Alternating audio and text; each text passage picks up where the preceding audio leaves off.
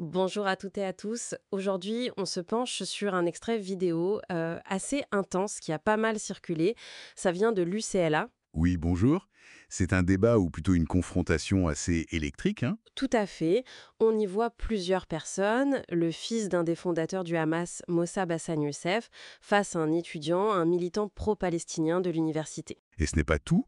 Il y a aussi une otage israélienne qui a été libérée et une femme jordanienne. Un panel assez surprenant. Exactement. Et ce qu'on va essayer de décortiquer, c'est ce choc frontal vraiment entre l'expérience vécue, le terrain, et puis un militantisme plus universitaire, on va dire. C'est ça. La connaissance de première main face à la connaissance par les livres ou par l'idéologie. Une tension assez palpable dans cet échange. Alors, ça commence très fort. C'est Youssef, l'ancien initié palestinien, qui interpelle l'étudiant direct. Oui, sur la légitimité même de son savoir. Il lui lance des trucs comme «J'y suis né», «Je vis cette expérience». En gros, il lui dit « Tes livres, c'est bien joli, mais moi, je sais de quoi je parle. » Il demande même un peu ironiquement « Vous n'avez pas besoin de lire des livres. » Et l'étudiant, il réagit au quart de tour. Accusation directe. Youssef serait payé par Israël. La réponse de Youssef est cinglante, il le traite d'idiot utile pour les terroristes. Voilà. Il pointe son manque d'expérience, le danger, selon lui, de la cause qu'il défend comme ça depuis un campus américain. C'est l'expérience contre la théorie, en plein. Et ça se crispe encore plus sur un point précis. Les chiffres de 1948. L'étudiant avance un chiffre. Oui, des dizaines de milliers de Palestiniens qui seraient partis sur instruction arabe. Mais quand on lui demande la source, Il dit connaissance générale, c'est ça. pas de source précise. Exactement. Ce qui, contraste quand même pas mal avec le chiffre qu'on entend plus souvent, les quelques 700 000 réfugiés. Le modérateur essaye d'ailleurs de calmer le jeu sur les faits. Oui, il rappelle que les faits comptent, surtout quand on parle de vies humaines. Mais bon, l'étudiant semble dire que l'ordre de grandeur ne change pas le fond du problème pour lui. C'est ça, on voit bien les deux approches qui s'opposent. Puis, l'échange prend une tournure encore plus personnelle, plus viscérale, avec le témoignage de l'otage israélienne. Ah oui, la rescapée du festival Nova, c'est un moment très très fort. Elle raconte sa capture, la violence. Elle décrit avoir vu des civils à Gaza non seulement fêter son enlèvement, mais participer activement à son lynchage. C'est C'est glaçant. limite. Et elle pose cette question terrible, comment discuter, comment faire la paix si le Hamas n'est pas là, tout en disant elle-même qu'elle croit à la coexistence. C'est paradoxal et douloureux. On sent que l'étudiant est mal à l'aise à ce moment-là d'ailleurs. Il évite son regard apparemment. Oui, c'est ce que la vidéo montre. Et juste après, c'est l'intervention de la femme jordanienne. Elle aussi, elle y va fort. Elle commence par dire «Je suis arabe» de Jordanie, en rappelant qu'historiquement c'était le même peuple que les Palestiniens avant les frontières. Et elle s'en prend directement à l'étudiant.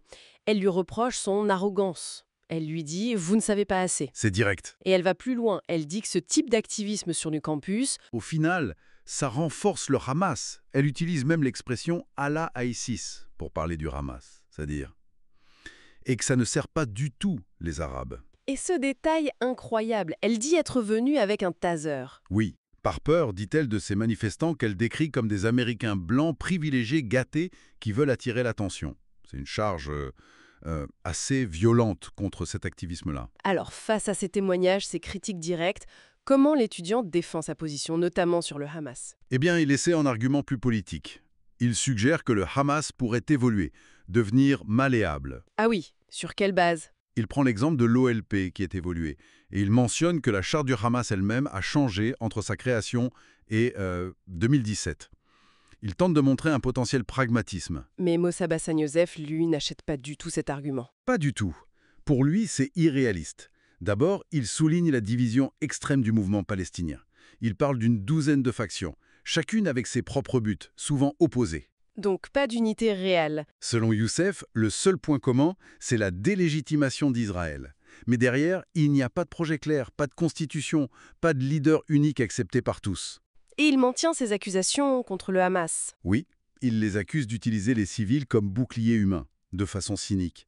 Et il rappelle aussi le refus historique des pays arabes de la partition de 1948 comme une occasion manquée. Donc, pour Youssef, il n'y a pas de dialogue possible en l'état. En gros, non.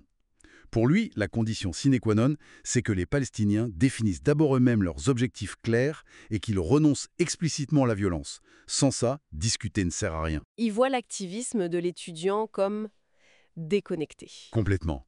Il parle de révolution pour la révolution, un truc qui ne tient pas compte de la souffrance réelle sur place. Il suggère même que si l'étudiant passait un peu de temps là-bas, il verrait les choses différemment. Bon, pour résumer cet échange intense, ce qui ressort vraiment, c'est ce fossé, hein. Oui, un fossé énorme entre, d'un côté, un militantisme universitaire, peut-être un peu idéologique, passionné, mais à distance. Et de l'autre, des perspectives radicalement différentes, forgées dans la douleur, dans l'expérience directe. Que ce soit celle de Youssef, l'ex-insider palestinien, celle de l'otage israélienne ou même celle de la citoyenne jordanienne. Tout à fait. Et ce qui est frappant, au-delà de l'intensité, c'est cette convergence assez inattendue des critiques envers l'étudiant. Une Israélienne, une Jordanienne, un Palestinien dissident, tous pointent du doigt les limites de cet engagement vu de l'extérieur. C'est assez interpellant. Et ça nous laisse peut-être avec une question pour réfléchir un peu plus loin. Mhm. Comment est-ce que cette confrontation brutale avec le vécu, avec l'expérience directe, parfois traumatisante, peut ou même doit nous faire réévaluer les cadres d'analyse, qu'ils soient académiques ou militants, qu'on utilise pour comprendre ces conflits si complexes et si chargés d'émotions? C'est une excellente question. Comment concilier l'analyse nécessaire et l'empathie face à ces vécus si forts et si contradictoires? Pas simple. Clairement pas simple. Matière à réflexion.